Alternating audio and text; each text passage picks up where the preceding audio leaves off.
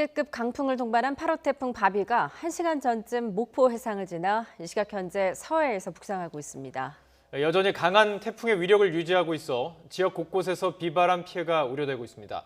태풍 움직임과 전망 전문가와 함께 알아보겠습니다. 전 한국형 수치예보 모델 개발 사업단 선임연구원 최인진 박사, 장석환 대진대 건설시스템공학과 교수 모셨습니다. 안녕하십니까? 안녕하세요. 안녕하십니까? 안녕하세요. 예, 서해로 지금 북상하고 있는 태풍 바비. 지금 현재 정확한 위치가 어디쯤에 위치하고 있습니까? 1시간 전쯤에 기상청에서 발표한 자료에 따르면 전남 목포 서쪽 약 170km 해상을 지나고 있고요. 빠른 속도로 북상을 하고 있습니다. 그리고 강도 측면에서는 조금 약화된 중심기압 955헥토파스칼, 중심 최대 풍속 40m/s를 기록하고 있다고 합니다. 예. 그러면 지금 수도권 같은 경우는 예상했던 대로 새벽 한 4시 정도. 4시에서 5시 사이 예. 수도권에 최근접하는 시기가 되겠습니다. 수도권까지 올라오기 전에 있는 이제 호남 지방들은 그 사이 시간들 가장 지금 위험하다고 볼 수 있겠군요. 네, 전북이 지금 자정 정도를 최근접 시기로 보고 있고요. 그 예. 이후에 충남 태안 같은 경우에 2-3시 정도, 예. 그리고 수도권이 4-5시, 그리고 5시에서 6시 사이에 황해도를 상륙할 것으로 보입니다. 예, 굉장히 우려됐던 점이 이제 강한 세력을 유지한 채 북상하고 있어서 많은 피해를 남기지 않을까 했었는데 지금 말씀 들어보니까 그래도 세력이 조금 약해졌다고요? 네네. 태풍은 기본적으로 에너지원이 이제 뜨거운 해수에서 에너지원을 공급을 받으면서 발달을 하게 되는데요. 네. 아무래도 우리나라 주변에 지금 현재 제주 남해상의 해수면 온도가 조금 다소 높긴 하지만 그 위로는 해수면 온도가 급격하게 저하가 되면서 예. 아무래도 세력이 지금 저하되는 것으로 약화되는 것으로 보고 있습니다. 올라갈수록 세력이 약해질 가능성도 더 높겠군요. 네네. 점점 더 약해질 전망입니다. 예. 예. 당초 지금 태풍 바비가 강한 바람을 동반하고 있기 때문에 이게 네. 2003년에 태풍 매미가 동반했던 바람, 그 돌풍을 넘어서는 게 아니냐라고 했었거든요. 예. 보통의 서해 쪽으로 오는 태풍들이 좀 강한 경우가 있고요. 네. 지금의 진로와 비슷한 경우가 2010년도에 콘파스부터 시작해서 콘파스, 무이파, 2012년 볼라벤 예. 정도가 굉장히 비슷한, 공교롭게도 그때가 이제 라니냐 시기였고요. 지금이 올해 이제 북서태평양 쪽에 해수면 온도가 30도 이상이 된 그 강한 에너지를 가지고 올라오기 때문에 상당히 강한 태풍의 영향이 보고 있고, 태풍은 대부분 이제 북반구에서는 반시계 방향으로 돌지 않습니까? 그 중에서 이제 오른쪽은 편서풍의 영향으로 인해서 거기에 굉장히 강한 풍속을 유지하고, 왼쪽은 이제 대부분 호우를 유발하는 그런 형태로 진행이 되고 있습니다. 네. 박사님, 이게 위험 반원, 반시계 방향, 저희가 리포트를 보여드리긴 했었는데, 그러니까 편서풍에 이미 불어오는 바람이랑 겹친다는 그런 의미죠. 그래서 더 강하게 오른쪽이 더 영향을 받는다, 그 의미인 거죠. 조금 설명을 드리면 예. 일단 태풍이 북반구에서 이동을 하게 될 때 이 네. 오른쪽은 태풍의 이동 방향과 그리고 태풍 안에서의 그 반시계 방향 바람이 이렇게 겹치게 됩니다. 그러면은 바람이 이제 더 가속이 증가하게, 되는군요. 네, 그렇죠. 예. 증폭이 되게 되는 거죠. 근데 반대편에서는 태풍의 이동 방향과 그 바람의 방향이 서로 상쇄되기 때문에 저희가 가항반원이라고 부르고요. 예. 따라서 태풍의 이동 경로의 우측에 지금 한반도가 위치하고 있기 때문에 저희가 강풍 피해가 우려된다고 계속 말씀드리고 있습니다. 이게 이해하기 쉽게 도움이 될지 모르겠는데, 팽이를 쳐보면 한쪽을 치면은 이렇게 돌잖아요. 네. 그러니까 그런 느낌으로 그곳을 많이 때리기 때문에 더 예. 이게 좀 강해져, 이렇게 좀 이해할 수 있을까요? 그러니까 대부분은 일본 쪽으로 꺾어지는 태풍은 네네. 왼쪽에 우리나라가 존재하는 경우는 이제 바람보다는 주로 이제 폭우가 많이 오는 경우가 있는데, 네네. 이번 같은 경우는 서해로 직접 이렇게 오기 때문에 예. 그 상당한 폭우 예. 대신 바람. 강풍이 좀 불고요. 지금은 양쪽에 또 태평양에 있는 고기압과 그다음에 내륙에 있는 고기압, 그리고 저 중국 쪽에 있는 저기압, 이 상태의 골 같은 형성이 돼서 그 태풍의 진로가 결정된 것처럼 진로, 그렇게 예. 보입니다. 이번 태풍 바비 같은 경우에는 또 이 반경이 굉장히 넓기 때문에 이렇게 이제 위험 반원 지역에 들면 서쪽 해안뿐만 아니라 동쪽 지역에도 좀 피해가 우려된다고요. 네네, 사실은 이 태풍이 해상에 있을 때까지만 해도 강풍 반경이 400km가 넘을 것이라고 전망을 했는데요. 네. 이것이 이제 제주 서해상을 통과해서 우리나라로 북상을 하면서 점점 실험과 비교를 해보니까 강풍 반경이 400km 정도까지는 안 될 것 같아요. 예. 지금 현재 300km 정도로 보고 있거든요. 그래서 한반도 대부분이 지금 영향권에 들기는 하지만 물론 동쪽도 주의를 기울이셔야겠지만 이전의 예상보다는 조금 더 강풍 반경이 줄어들었다는 점 말씀을 드리고 싶습니다. 예. 강풍 반경이라는 게 그 반경 안에 들어있으면 다 동일한 강풍이 부는 건가요? 아니면 어느 부분은 더 강하고 어느 부분은 좀 약하고 그렇습니까? 네, 태풍은 중심으로 갈수록 바람이 강해집니다. 예. 그리고 중심에서 멀어질수록 바람이 약해지는데요. 강풍 반경이라는 것은 초속 15m 이상일 경우에 우리가 강풍 반경으로 초속 15m 이상. 네, 정의를 합니다. 또 거기에 더해서 폭풍 반경이라는 정보도 제공을 하고 있는데요. 네. 그것은 초속 25m가 넘었을 경우에 폭풍 반경으로 이게 제공을 하고 있습니다. 순간인가요? 아니면 평균인가요? 순간 아닙니다. 예. 10분 평균으로 10분 알고 평균으로 있습니다. 봤을 알고 때. 있습니다. 예. 보통 태풍은 이제 서해로 진입하면서 세력이 이제 급격히 약화하게 되는데 이번 태풍 바비의 특징을 보면은 제주 부근에서도 굉장히 강한 세력을 유지한 지 북상을 했단 말이죠. 그 이유는 뭐가 있을까요? 일단 태풍이 세력을 약화하는 단계에 대해서 말씀을 드릴게요. 이 태풍이 내륙으로 이제 상륙을 하게 되면 에너지원이 끊기고 지면과의 마찰 때문에 급격하게 세력을 약화하게 됩니다. 그런데 지금처럼 이렇게 바다 위에서 서해상으로 이동을 하게 되면 아무래도 내륙으로 상륙했을 때보다는 세력을 많이 약화하지 않거든요. 네, 그래서 지금 제주 부근에서도 물론 최성기를 이루어서 가장 많이 발달을 했습니다만 내륙으로 상륙하지 않고 그대로 서해상으로 밀고 올라왔기 때문에 세력이 아주 많이 약화되지 않고 서해상을 통과하는 것으로 보고 있습니다. 예. 그렇군요. 자, 계속 강한 그 세력을 유지해서 올라온다면 걱정이 많이 됩니다. 네. 그 경로를 조금 보면요. 원래는 북한 황해도 쪽을 지금 예. 예상을 했고요. 물론 기상청마다 좀 다르긴 하지만 나라마다 약간 더 진로가 서쪽으로 조금 움직이는 것 같습니다. 뭐 큰 차이는 없는 것처럼 보이지 않습니까? 이제 예. 그것은 이제 고기압의 세력이 얼만큼 크느냐 적느냐에 따라서 그리고 이제 상대적으로 또 태평양에 있는 고기압 세력과 내륙 쪽에 있는 고기압 세력의 상대적인 균형에 따라서 그 진로가 좀 결정이 되기 때문에 약간의 차이는 조금씩 보이는 것 같습니다. 예. 현재 태풍 바비의 이제 최대 풍속, 초속 45m 수준이고 최대로 60m의 바람도 동반을 하고 있다라고 예. 지금 알려지고 있는데 이 초속이라는 개념이 사실 잘 와닿지 않습니다. 그렇죠. 이거를 좀 시속으로 변환한다면 초속 45m면은 시속 한 160km 정도의 속도인 건가요? 그렇죠. 뭐 곱하기 3,600을 하면은 예. 뭐 나오지 않습니까? 3.6을 하면 이제 시속 얼마 정도 나오는데 보통 이제 40에서 50 정도 되면 160, 180 시속 이 정도 되면 160, 180. 우리가 보통 차문을 열고 만약에 차를 달린다고 가정을 하면 예. 그 정도의 시속 120, 30 혹은 150 정말 60 초속 60이면 한 210 킬로미터 정도 되지 않습니까? 그 정도의 창문을 열고 바람을 맞는 정도의 속도다 이렇게 보시면 될 것 같습니다. 예. 보통 초속으로 보면은 한 10m 정도면 우산을 펴기가 좀 어려울 것 네. 같고요. 20m 정도면 좀 여성분들이나 노약자분들은 걷는데 좀 불편할 정도. 그러니까 30m 정도면은 초속 30m면 이제 가로수에 간판이 떨어진다든지 뭐 이런 상당히 초속 40m 이상이라고 하는 것은 우리가 예. 보통 굉장히 맞기가 어려운 예. 상황이기 때문에 예, 예. 그때부터는 굉장히 주의가 필요한 그런 속도라고 볼 수 있습니다. 네, 예. 지금 설명을 해주셨는데 쉽게 체험할 수 없는 속도임에도 불구하고 지금 예상된 대로라면 태풍 바비는 최대 순간 풍속이 초속 60m까지 달한다고 합니다. 어느 정도의 위력인지 실험을 통해서 확인해 봤는데요. 영상 함께 보시죠.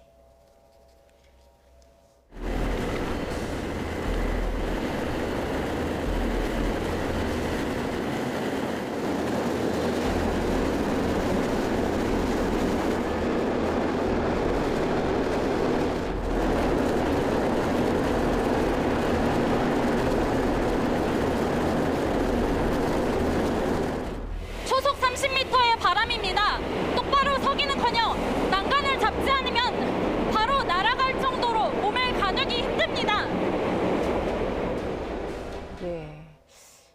30m면 저렇게 이제 취재기자도 몸을 가누기가 힘들 정도의 바람 세기인데 지금 태풍 바비 같은 경우에는 초속 60m, 뭐 최대 풍속, 순간 풍속이긴 하지만요. 예. 이 정도면 뭐 어느 정도 수준이라고 볼 수 있을까요?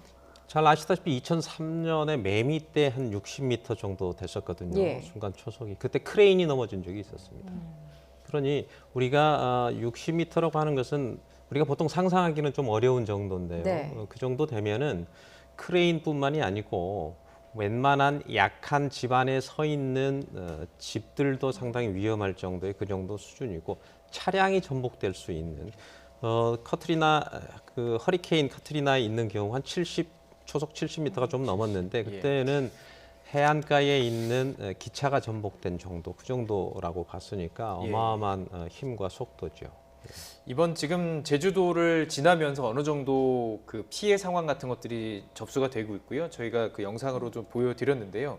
제주 지역에 남긴 피해 상황을 볼 때 그 바람의 위력 예상한 대로 강하다 이렇게 볼 수 있을까요? 아, 그렇습니다. 이제 그래도 우리나라에 있는 모든 지금 언론들이 그리고 행정안전부 그다음에 모든 기관들이 충분하게 대비를 선제적으로 했기 때문에 생각보다 피해는 적습니다만은 그래도 해안가 같은 부분이라든지 굉장히 위험하고요.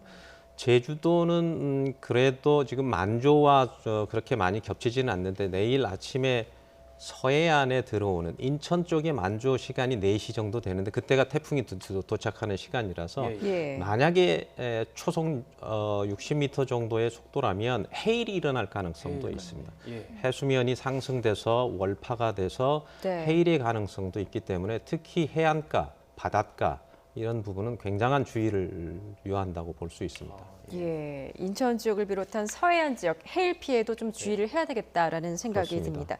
이번 태풍 바비의 또 다른 특징은 속도, 이동 속도가 굉장히 느리다는 점입니다. 네. 태풍의 속도가 느리면 그만큼 피해도 많이 남길 수 있는 가능성이 있는 건가요? 네. 이번 태풍 바비 같은 경우에는 발생 초기부터 매우 느리게 고수온 해역을 이동하면서 이제 세력을 키웠습니다. 이렇게 몸집이 커지게 되면 주변 기압계에 크게 영향을 받지 않고 자기 혼자 움직이려고 하거든요. 네. 그래서 아마 더 느려지게 된 측면도 있겠고요. 제주도에 접근하면서도 매우 느리게 이동을 했었습니다. 그렇지만 이제 내륙에 많이 접근하지 않았기 때문에 그렇게 피해가 크지는 않았고요. 제주 서해상을 지나면서부터는 다행히 속도를 조금 내고 있습니다. 그래서 제주 서해상을 지나면서 지금 황해도에 상륙할 때까지 한 18시간 정도 보고 있거든요. 네. 다행히 속도를 내기 때문에 피해가 이동 속도가 느렸을 때보다는 조금 적을 것이라고 전망하고 있습니다. 속도가 빠를수록 조금 덜 위험한가요? 조금 얘가 이 위력이 약해질수록 좀 빨리 지나가는 경향이 있습니까?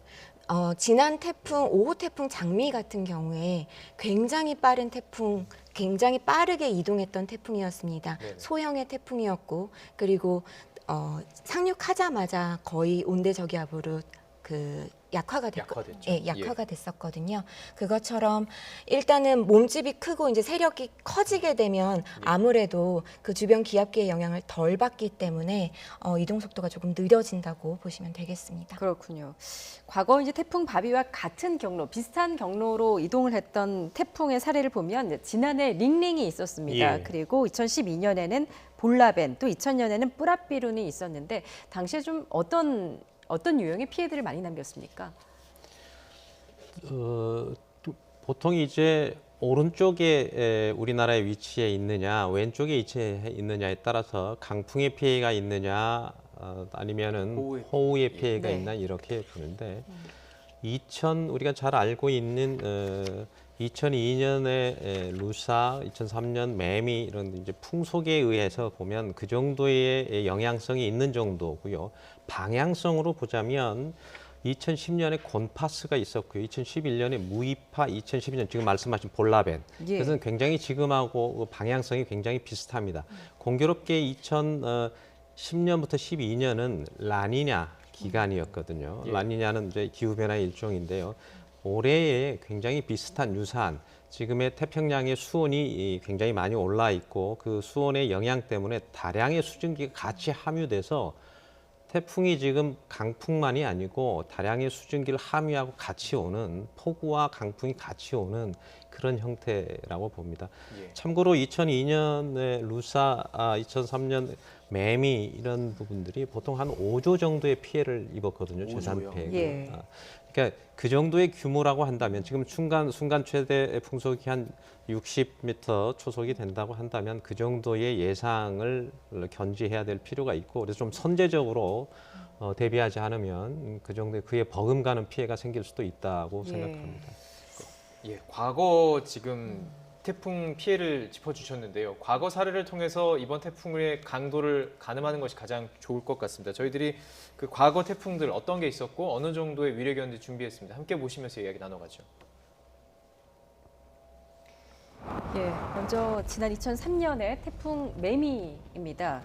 최대 순간 풍속 60m 정도였는데 이 풍속으로 보면 매미가 가장 강력했습니다. 당시 사상자 130명과 함께 수천여 채 가옥이 파괴됐고 또 수십 개의 도로를 무너뜨리면서 4조 2,225억 원의 재산 피해가 났습니다. 네, 2000년도에는 뿌라비룬 이 태풍이 있었습니다. 뿌라비룬은 7명의 사상자를 냈습니다. 사망이 3명이었고요. 부상이 3명이었고 실종이 1명이었습니다. 역대 태풍 재산 피해의 9위, 2,520억 원의 피해를 냈습니다. 예, 다음은 2002년도에 한반도를 덮쳤던 태풍 루사입니다. 당시에도 순간 최대 풍속이 56.7m로 만만치 않은 강풍을 동반을 했었는데 당시 강원도 강릉에는 하루 800mm가 넘는 물폭탄, 이게 이제 1904년 이후 하루 동안 가장 많이 내린 비가 관측이 됐습니다. 당시에 240여 명이 숨지거나 실종됐고 역대 가장 많은 5조 1,000억 원의 재산 피해를 냈다고 합니다. 네 번째 차바 2016년 기억하실 텐데요. 56.5m 초속입니다. 2016년 10월 4일부터 5일 이틀간 치바가 몰아닥쳤고 9명의 사상자, 사망이 6명이었고 부상이 3명이었습니다. 재산 피해만 약 2,150억 원, 또 4,542세대, 9,684명의 이재민까지 발생했었습니다. 네, 다음은 지난해 태풍 링링의 사례를 보겠습니다. 당시에 최대 풍속이 이제 54.5m였는데요. 당시에는 인명 피해가 4명이 발생을 했고 3,600여 곳의 시설물이 무너졌습니다. 재산 피해액은 333억 원으로 집계됐습니다. 자, 박사님, 이 과거의 사례를 좀 이렇게 살펴봤는데 태풍 바비 같은 경우에는 2000년대 이후에 가장 강력한 태풍이라고 합니다. 과거의 태풍들과 비교할 때 지금 위력이 어느 정도라고 보십니까?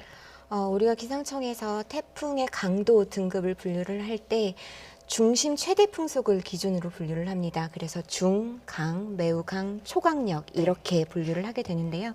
이번 태풍 바비 같은 경우에는 최성기에 그 우리나라에 근접했을 때 중심 기압이 945헥토파스칼이었고 그리고 풍속이 45m가 되어서 이게 매우 강으로 분류가 됐었습니다. 예. 그런데 우리나라에 많은 피해를 주었던 루사나 매미 같은 경우에는 사실 중심 최대 풍속이 이보다는 낮았었거든요. 그래서 강한 태풍으로 분류되고 있습니다. 물론 앞에서도 말씀 주셨지만 순간 최대 풍속은 지금보다 매미가 60m/s로 초속 60m/s로 훨씬 강했습니다만 이 등급으로 분류하는 기준이 중심의 최대 풍속이기 때문에 그렇습니다. 네.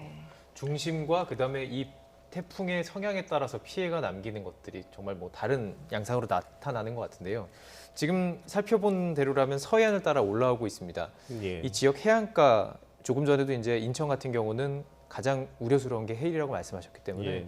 그 지역별로 어떤 것들을 좀 조심하면 될지 어떤 대비를 하면 좋을지 말씀해 주시면 감사하겠습니다. 태풍이 우리가 생각한 것보다 굉장히 큰 에너지를 갖고 있거든요. 뭐 비교를 하자면 강한 태풍 같은 경우는 뭐 나가사키 원폭이 한 10,000배 정도 된다. 예. 화산 폭발의 한 10배 정도 된다. 물론 그것들은 이제 집중적으로 가지고 있는 에너지를 폭발하는 거지만 태풍이 가지고 있는 에너지는 굉장히 큽니다. 지금 같은 경우는 해안가가 굉장히 조심해야 되고 특히 만조시에 예.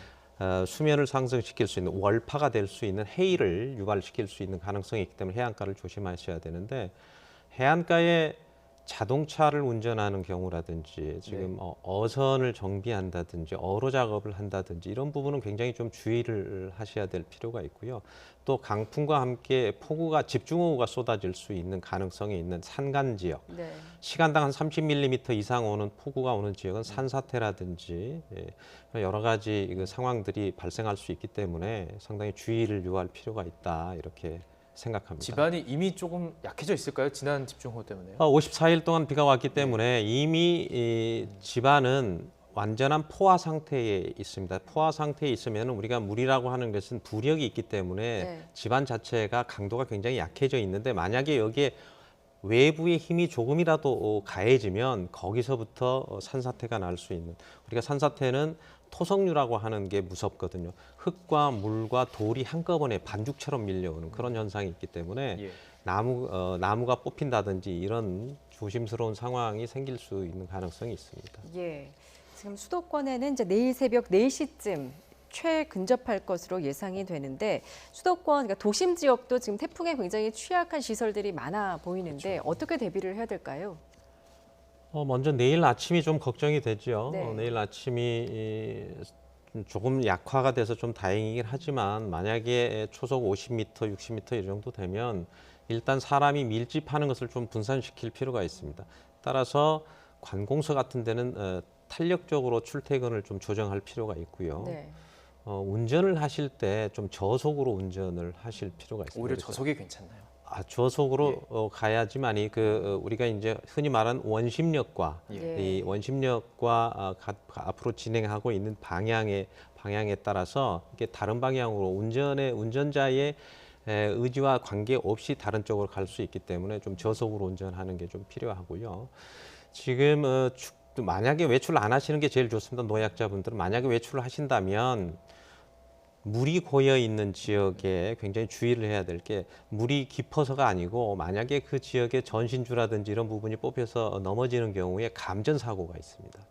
그리고 만약에 나가실 때는 엘리베이터보다는 계단을 이용하셔야 되고 그런 어떤 사소한 거지만 굉장히 중요한 부분들이 있어서 그런 부분들에 대한 주의가 좀 요할 필요가 있다 이렇게 볼 수 있습니다. 또한 도심지에는 건물들 사이에 이 골바람이 형성이 되는데 예. 만약에 태풍하고 겹치면 후지와라 효과라 그래서 그런 부분들이 서로 상승작용을 일으켜서 방향을 바꾼다든지 아니면 더 상승이 될 수 있기 때문에 건물 밖을 나가실 때는 상당히 주의할 필요가 있다. 더 센 바람이 올 수 있다는 의미죠. 더 센 바람이 올 수도 있고 물론 감쇄가 될 수도 있지만 더 상승 효과를 일으킬 수 있고 갑자기 바람의 방향이 바뀔 수도 있다 이렇게 볼 수 있죠. 예. 박사님, 혹시 지금 4시쯤 근접할 것으로 수도권 얘기는 하고 있는데 이게 네. 더 느려지거나 각자 걱정되는 건 한 6시, 7시면은 출근 시간 아니겠습니까? 네네. 그 당시에 만약에 더 느려져서 수도권에 온다면 더 큰 피해가 우려되는 상황인데 더 느려질 가능성은 없는지요?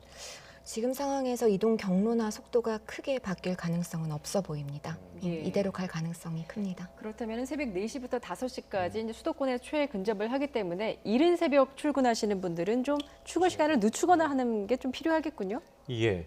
그러니까 만일에 사고가 났을 경우에는 많은 분들이 계실 때 더 집중적인 사고가 날 수 있기 때문에 이제 출근 시간을 좀 분산해서 하시는 게 좋고 지금은 학교는 코로나 영향으로 좀 대면이 안 되고 있기 네. 때문에 좀 다행이긴 합니다만은 그래서 좀 분산해서 할 수 있는 그런 것을 좀 당국에서 좀 고려를 해주시면 좋겠습니다. 예. 바람에 날라오는 시설물을 주의해야 되고 전기를 주의해야 되고 갑자기 집중호우로 인해서 침수되는 것들 이것들을 주의를 하셔서 이동하시는 게 가장 바람직할 것으로 보입니다. 자, 지금 태풍이 무려 7개, 지난해만 7개였습니다. 그리고 지금 꽤 영향을 끼쳤던 태풍들을 저희가 정리하면서 보니까 근래에 조금 텀이 짧아지는 것 같아요. 그래서 이런 태풍이 또 금세 영향을 줄 수 있지 않을까, 더 많은 태풍이 올 수 있지 않을까 이런 우려가 있습니다. 어떻게 보십니까? 네, 지금 8월 말 9월 초 들어가면 북태평양 고기압이 조금 물러나게 됩니다. 그러면 한반도 쪽으로 태풍이 이동할 수 있는 길이 활짝 열리게 되거든요. 그래서 9월에서 10월 초까지 언제든지 한반도로 태풍은 올 수 있습니다. 기상청이 최근에 전망을 내어놓았는데요. 평년 수준인 1개에서 2개 정도가 더 올 수 있지 않을까 이렇게 전망을 하고 있습니다. 예, 태풍 바비로 인해서 이제 일반 시민들 다치지 않도록 안전하게 행동하는 거 굉장히 중요할 텐데 이렇게 태풍이 왔을 때 좀 취해야 될 행동 요령들이 있다면 다시 한번 좀 정리를 한번 해주실까요? 행정안전부 국민안전 포털이라고 하는데 보면 아주 잘 나와 있습니다. 또 하나는 지금 뭐 모든 방송이 지금 재난 방송을 하고 있고요. 많은 문자들이 오고 있습니다. 정말 그런데 코로나부터 시작해서 너무 많은 문자가 와서 모든 분들이 그 문자를 잘 여겨보지를 않아요. 네. 그래서 그러나 지금 안전은 개인의 문제이고 궁극적으로 본인이 지켜야 하기 때문에 그런 부분을 잘 봐야 될 거고요. 특히 집에서 좀 외딴 집이나 또 아니면 시골 같은 데는 차량이 있다면 주유를 좀 미리 충분하게 해 놓으시고 네. 그다음에 물이나 비상식량도 좀 준비를 해 놓으시고 될 수 있으면 나가지 않고 주의 깊게 방송이라든지 문자를 잘 살펴보는 게 가장 기본적인 수칙이라고 볼 수 있습니다. 저희가 계속 알려드렸는데요. 창문이 이제 강한 바람이 불면 깨질 수도 있는 상황들 있지 않습니까? 그때 이제 뭐 우유값으로 좀 막아서 진동을 막아라. 이 얘기 계속 전해드리고 있는데 이게 맞는 이야기죠? 보통 이제 그 유리창에 이제 X자로 이렇게 붙인다고 그러지 않습니까? 그것은 유리창에 있는 힘을 분산시키는 효과가 있습니다. 그래서 그 붙이는 것은 괜찮고요. 네. 붙이고 나서 또 더 나중에 그 이상의 힘이 와서 파손이 됐을 때의 파편을 방지하기 위해서 신문지를 붙여서 물과 함께 붙이는 것도 굉장히 중요한데 창문과 창틈 사이를 밀봉을 하는 게 굉장히 중요합니다. 그래야지 전체적인 면이 전체로 힘을 받을 수 있도록 그렇게 해주시는 게 중요합니다. 한 곳으로 힘이 뭉치게 되면 그것을 통해서 그쪽부터 약해지기 때문에 그쪽부터 파손이 될 수 있기 때문에 전체적인 부분을 밀폐를 하시고 테이프를 X자로 붙여서 힘을 분산시키는 효과는 어느 정도 효과를 볼 수 있다고 생각합니다. 예, 오늘 그 태풍의 영향 때문인지 오늘 하루 정말 더웠습니다. 그래서 네. 오늘 전력 수요도 최대치를 기록을 했고 많이들 에어컨을 사용을 하셨는데 이렇게 태풍이 올 때는 실외기실도 반드시 닫아놔야 되는 것 아닙니까? 실외기가 대부분 이제 베란다 쪽에 예. 있거나 외벽에 붙어 있는 경우가 많이 있지 않습니까? 이런 경우에 대단히 위험합니다. 그리고 거기에 있는 철제물들이 잘 부착이 되어 있는지 그리고 그 부착된 지가 굉장히 오래된 경우에는 녹이라든지 이런 물질 때문에 상당히 약해질 수 있거든요. 느슨해질 수 있기 때문에 굉장히 단단히 조여서 그 부분의 대비가 반드시 필요합니다. 지금 조금 전에 이제 이 태풍의 그 경로를 말씀해 주셨었는데 몇 가지 더 생길 수 있다라는 얘기도 해주셨고요. 네. 근데 지금 길이 생긴 이 길로만 올라온다면 우리는 그 위험 반원에 드는 거 아니겠습니까? 그럼 더 큰 위력의 태풍, 더 위험한 태풍들이 발달할 수 있는 가능성 어떻게 보십니까? 사실 지금 슈퍼컴 예측 결과를 보면 이미 열대 지역의 적도 부근에 열대 저압부를 만들고 있기는 합니다. 그래서 그것이 올라올 것이라고 전망을 하고 있는데요. 하지만 지금 슈퍼컴의 예측 결과 7일째, 8일째 예측 결과거든요. 이럴 경우에는 그 태풍의 중심 기압을 매우 강하게 모의하는 경향이 있습니다. 우리가 일반적으로 5일 이내의 예측 결과를 조금 의미 있다고 생각을 하는데 5일 이내로 가면 이제 태풍의 중심 기압이 다시 자리 잡게 되거든요. 무슨 의미인가요? 5일, 7일, 9일이라는 게? 저희가 이제 지금의 네. 그 관측에 기반한 초기 자료를 주고 이제 수치 예보 모델을 사용을 해서 그 미래의 날씨를 예측하지 않습니까? 근데 아무래도 예측 시간이 길어지면 길어질수록 오차가 증가를 하게 됩니다. 예. 그래서 태풍의 중심 기압 같은 경우에 특히 올해 이제 그 예측을 하게 되면 중심 기압을 조금 더 크게 이제 예측하는 경향이 있다는 거죠. 예. 근데 그 예측 기간이 짧아지면 태풍의 중심 기압은 조금 낮아질 수 있으니까 그건 조금 더 지켜봐야 될 것 같고요. 그리고 또 말씀하셨듯이 한반도 쪽으로 길이 열려 있긴 하지만 이 이동 경로가 더 중국으로 갈 수도 있고 그리고 예. 일본으로 더 틀 수도 있습니다. 주변 기압계의 영향을 보면서 결정이 되는 것이기 때문에요. 지금 딱히 뭐 초강력 태풍이 더 올 것 같다 뭐 이렇게 단언하기에는 조금 이른 감이 있습니다. 예, 태풍 바비의 경로가 이제 지금 예상 경로와는 또 다르게 변할 수도 있다라는 말씀이신데요. 수도권에는 이제 새벽 4, 5시쯤에 최대 근접할 것으로 보이고 그렇다면 언제쯤 좀 한반도를 완전히 벗어난다고 보면 될까요? 지금 황해도 상륙 시점을 5시에서 6시로 보고 있거든요. 그런데 상륙하면 끝나는 것이 아니라 이 태풍 강풍 반경 매우 크다고 말씀을 드렸습니다. 그래서 아마 내일 오전까지는 그 서울, 경기, 강원 지역은 주의를 해야 하지 않을까 생각하고 있습니다. 내일 오전이 지나야 완전히 태풍의 영향권에서 벗어날 것이라고 보입니다. 그럼 예. 내륙을 지나면서 더 약해질 것으로 보이는데 이 소멸이라는 표현을 쓰면 안 된다고 하더라고요. 이제 네, 맞습니다. 약해지는 그 시기는 어느 정도로 보고 계십니까? 온대 저기압으로 약화된다는 표현이 정확하고요. 예. 지금 북한 쪽으로도 매우 세력이 중심기압이 그 낮은 상태로 들어가기 때문에 이게 지난 태풍 장미처럼 내륙으로 상륙하자마자 이제 약화되는 것이 아니고 쭉 중국 쪽으로 올라가게 됩니다. 그래서 하얼빈 쪽 그쪽 부근에 가서 이제 온대 저기압으로 약화되는 것으로 전망하고 있습니다. 예. 태풍이 지나간 뒤에 또 행동 요령이 있을 것 같습니다. 뭐 예. 혹시나 가스레인지나 가스보일러들이 침수가 됐더라면 그걸 사용할 경우에 또 주의할 점이 있을 것 같은데요. 직접 하시지 마시고 반드시 좀 전문 업체를 부르셔야 예. 됩니다.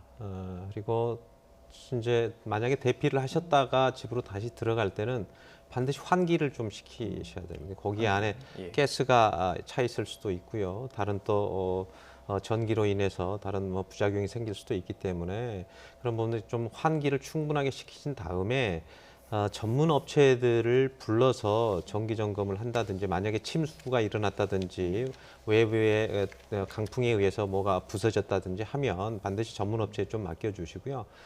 만약에 수리가 필요하고 파손이 됐다고 하면은 그것을 수리하기 전에 사진을 좀 찍어 놓으셔서 혹시라도 다음번에 그런 부분들을 보상을 받을 수 있는 그런 근거도 좀 마련해 줄 필요가 있고요. 예. 그런 측면에서 될 수 있으면 가정에 들어갈 때는 그런 부분을 잘 지켜주시고 끝나고 난 이후에 위험한 구간들이 좀 있어요. 축대 밑이라든지 얼마 전에 어제 구로에선가 싱크홀이 생겼지 않습니까? 예. 이런 네. 그 구간들이 생길 가능성이 많거든요. 즉 지하수의 흐름이 빠지면서 생길 수 있는 그 지반 침하 현상 이런 부분들도 생길 수 있으니까 그런 부분들을 가실 때는 좀 각별하게 좀 주의가 필요하다고 생각합니다. 태풍이 이 땅꺼짐 현상에도 영향을 줄 수 있는 건가요? 지금 이미 이제 많은 태풍이 오면서 54일 동안의 장마 그리고 또 태풍이 오면서 또 비가 오면 땅 속에 있는 지하수가 완전히 포화된 상태에서 다시 지하수가 속에서 흐르게 되면 네. 약간의 물길이 생기는 과정에서 네. 공간이 생기게 됩니다. 그 공간으로 인해서 지반이 약해지면 지금처럼 강풍이 불면 만약에 뿌리 있는 나무가 넘어진다고 하면은 그 공간을 건드려서 전체적인 땅꺼짐 예. 현상도 생길 수가 있으니까 예. 이 장마철 태풍이 지나고 이후에 한 1, 2주 혹은 한 달 정도는 그런 부분들에 대해서 지자체에서도 좀 관심 있게 좀 지켜보시고 검토도 좀 필요합니다. 예. 이번 태풍이 지나간 뒤에 이제 날씨도 좀 궁금합니다. 태풍 지나가고 난 뒤에는 좀 폭염이 찾아올까요? 어떻게 전망하십니까? 태풍이 열과 수증기를 많이 몰고 왔기 때문에요. 일단 태풍이 지나가고 금요일까지는 국지적으로 대기 불안정 때문에 소나기 있을 수 있습니다. 하지만 주말에 접어들면서 맑을 것으로 전망하고 있습니다. 예. 알겠습니다. 이번 태풍 부디 큰 피해 없이 좀 지나갔으면 하는 바람입니다. 지금까지 전 한국형 수치예보 모델 개발사업단의 선임연구원 최인진 박사 그리고 장석환 대진대 건설시스템공학과 교수와 함께했습니다. 잘 들었습니다.